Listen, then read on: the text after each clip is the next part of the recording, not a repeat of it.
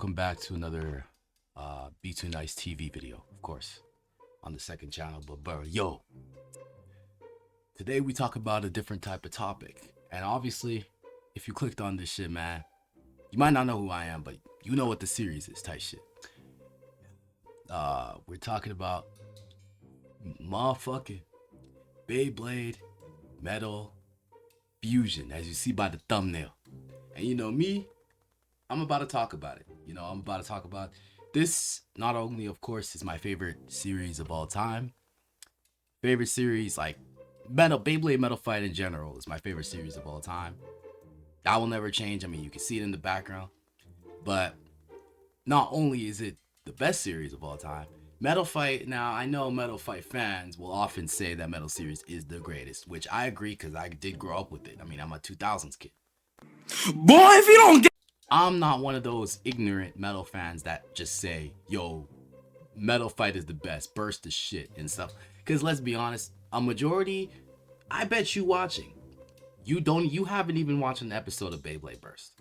I'm telling you, you probably haven't. And if you have, then shit, you're part of the community. Like, you can't be a Beyblade fan and only like Metal Fight. I don't think that makes sense. Like, yeah, like you grew up with it, but bruh, like, it only just shows you're kind of have nostalgia bias to it. But I do too, since it is my favorite of all time.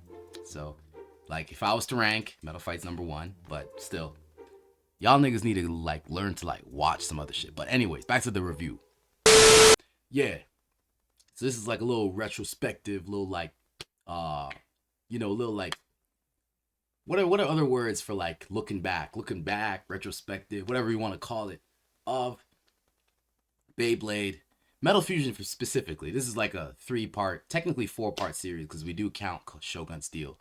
But 4-part series, so we got Beyblade Metal Fusion first. And I mean, this is a little like sit back, watch video, you could just sit back, relax and just listen to me yap about some nerdy shit. Listen to a black man yap, you know what I'm saying? Yeah. But right. I think the first thing we should talk about is the origins, right? You feel me? Like the origin of not the full origin, because shit, I don't know all of the lore. I know most of the lore of, like, the manga and shit, and like it originally started, but like I'm gonna just talk about Metal Fusion. I'm not talking about the pre-hybrid area, like that shit. Just Metal Fusion, you know what I'm saying? So from what I know, Metal Fusion came out in 2009. Like, Metal Fusion came out in 2009 in Japan and 2010 in North America. So I was obviously 5 at the time. I didn't get into Beyblade Metal Fusion until later, but this is mainly about the history, so obviously we're not gonna talk about that. But yeah, so it came out in 2009 here. I mean, 2009 Japan, 2010 here. And from what I know of, Beyblade was pretty successful at the start. Like, from what I know, like, Fusion was probably one of the most profitable ones beside Masters and shit. But in 2009, it started off with Storm Pegasus, like what I have right here, and I have many other bays. I'll show you. I'll probably have a video showing, like, I'll show them later. But yeah, yeah. But honestly, from this era, bro, this is when Beyblade was really just getting started, because after Plastic Gen, which ended off kind of like badly with the hard metal system or whatever that was. But now we have a new series, Beyblade Metal Fusion. New metal. The system's a lot more refined. It's a lot more easy to access for new players and new young kids. So honestly, I feel like it was bound to be success. You have Jenga, you have everybody. But apart from the roots, I think we should get into the story. The story, the main part, like the anime. So obviously, I'm not going to summarize the entire anime because that will take a good long time. I'm suggesting if you're watching this video, you've already seen this shit. So you don't really need me to tell you about every single episode. But I can summarize the good big parts. So there's character arcs and all that shit, but mainly our main character, Jinga, Hagane, Amutsa, whatever his middle name is. They need to tell us his middle name. I don't know what his middle name is. But shit. Jinga Anthony Hagane. Whoa. Jinga Anthony Hagane. Right? His dad, But starting off, you see the first episode and you see Jinga come in, and he's looking pretty cool. Like, he's already has the aura. He's walking with his backpack. Just now, I can tell you, Jinga had like, and here's what. Wait, I know this is like off topic, but here's one thing that I noticed. You know, in the beginning of Metal Fusion, like Jinga, Benkei, and Kenta. No, not Kenta. Actually, Kenta a little bit. Jinga, Benkei, Kenta, and Kiyoya, and even Doji had like different voices in the very beginning. Like Jinga's voice especially. Like his voice was a lot more like deeper. And like Kiyoya's voice was a lot more like crazy, but like then I prefer his newer voice, but like then Benkei's voice was a lot more deeper. I guess maybe because it made sense for them because they were like a little bit villains at first, but I don't know. That's just a weird thing. But yeah. He's walking in, and obviously like they established Kenta as like the main character. It makes you think that Kenta's gonna be the main nigga, but not really. It's gonna be Jinga. But man, I can only say is that Metal Fusion story, you know, once you get into the arc where Jinga talks about his dad, Jinga and Kiyoya's rivalry starting, it's all golden. Doji being like a big villain and Ryuga being like a big goal for Jinga. You could tell like this season has stakes, and it's just hyping you up for the battle at the very end with Jinga versus Ryuga. I would say this season the MVPs are of course Jinga, Kiyoya, Tsubasa, and Ryuga, of course. You know, Ryuga is my favorite character in Beyblade of all time. I'm not one of those Ryuga, you know, meat suckers though. You know, who be like, oh, my glorious king Ryuga. I do that a little bit, but I don't make it unreasonable, okay? Just saying. But yeah. So that's the story part. It's pretty simple to go. I really think that Metal Fusion is a solid story, personally, man. Like, in comparison to the later Beyblades, I do prefer Season 2 and Season 3 in terms of, like, maybe because I did watch them more than Fusion, but I still think that Fusion has a solid enough story. It's great. It's always easy to rewatch. It's very nostalgic for me, too, you know. But, as for the Beyblade, let's get into the actual Beyblades, like the actual Beyblades. This is the collection that I have, like, right now of Metal Fusion. Obviously, as a kid, I had some of the ones I had as a kid are not here because I had way more Beyblades when I was younger, but I was kind of a klutz, bro. I would lose a lot of them. You can ask my mom. My mom, she'll tell you that I had tens of millions of Beyblades, but a lot of them I lost due to time. But yeah, this is my current Metal Fusion set right here. But yeah, in terms of the bays, I think the bays are really good for the time. A lot of them, some of them still hold up to this day, and some of them don't.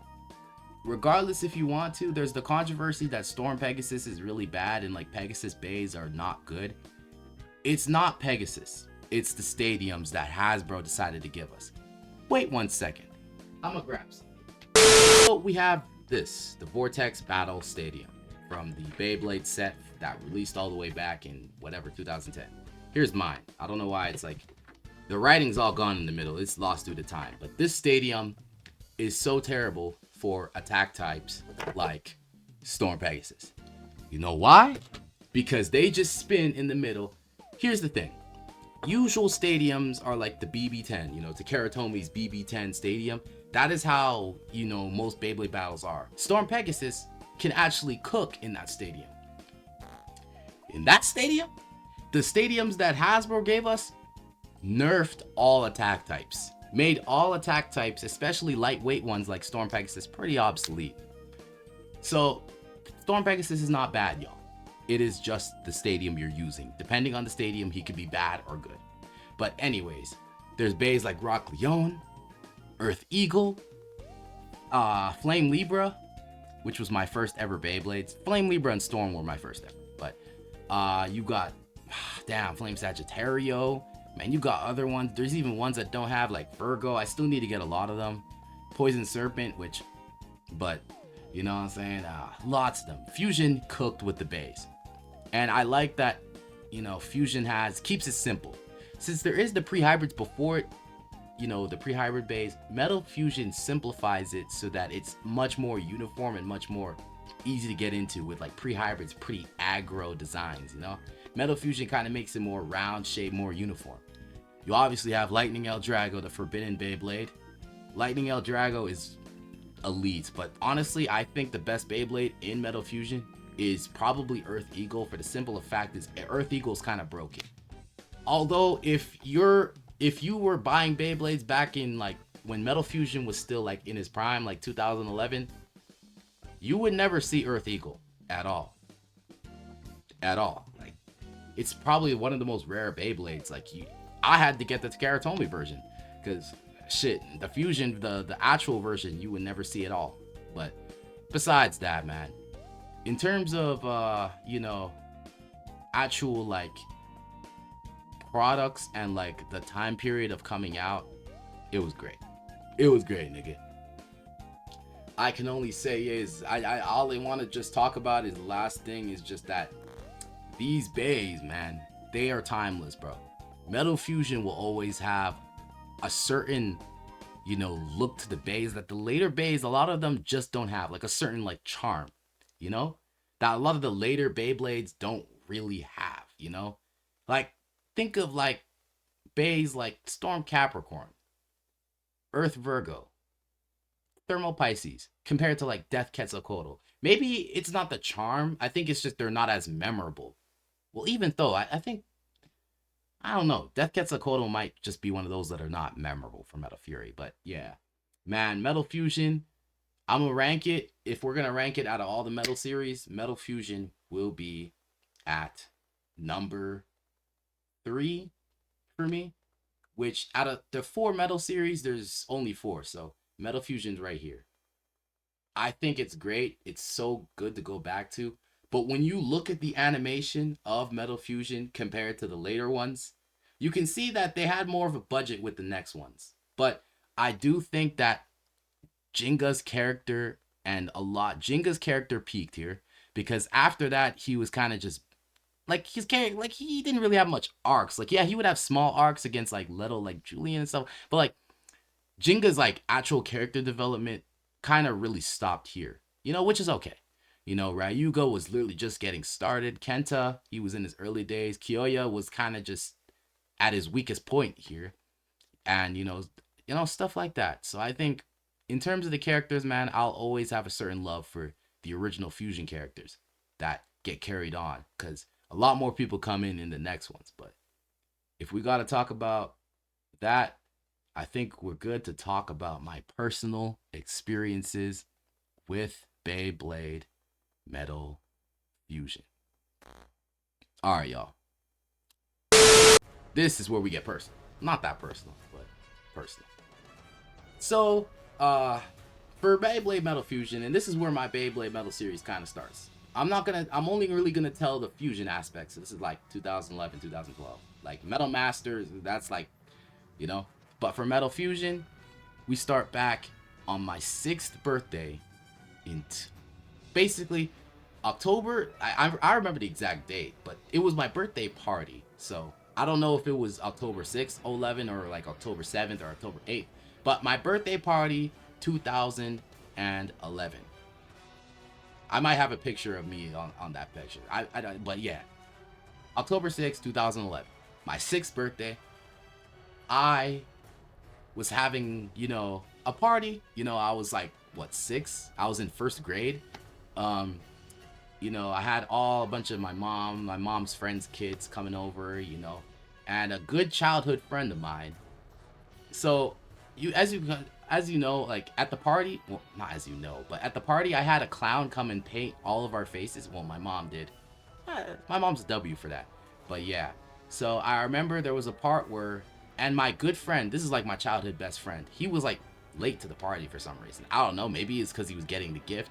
But I'm chilling, and then he comes in and he has these 2 boxes. One is the Storm Pegasus Beyblade Metal Fusion box, and one is the Flame Libra Beyblade. I can see it right now, the Beyblade Metal Fusion box. And he was holding his stadium that was like this. So he already had the Vortex battle set, but he bought me Storm Pegasus and Flame Libra. And he basically put me on to Beyblade, money. I didn't even know what it was at the time. I mean, I just turned 6. I was a young ass kid. I mean, he put me onto it, and we played a little bit, and I wouldn't say I was instantly hooked, but I'm like, oh yeah, these are cool. You know what I'm saying? Yep. And I remember, because I used to always call him on my home phone. If you're watching this, nigga, you know who you are. But yeah, like we grew up with, we went to daycare in like '09 to that year. He knows who he is. But yeah, um, yeah, that's my first Beyblades I ever got. And I remember, I don't know if it was the very next day after the party, but it was like around after the party. My basement, our basement setup, we had the TV, the whole playroom and stuff. And I remember going downstairs, turning on cable TV. If you watch cable TV back in the day, I turned on YTV and I see Beyblade Metal Fusion right there. And I'm like, wait, there's a show of these toys? I'm like, wait, but I just got these toys. And it was showing the first episode I ever saw in my life. It's not the most nostalgic, but the first episode I ever saw in my life was the Kiyoya versus Tobio episode with the Storm Capricorn. That was the first episode that was on. But my most nostalgic Metal Fusion episode is the one where Kenta and Benkei are switching parts the entire time. That episode is so nostalgic and underrated for me, though. I don't know.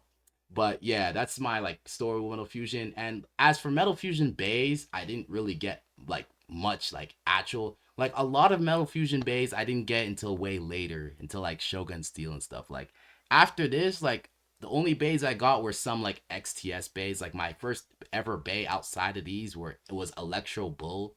It was like this like electric big ass bull.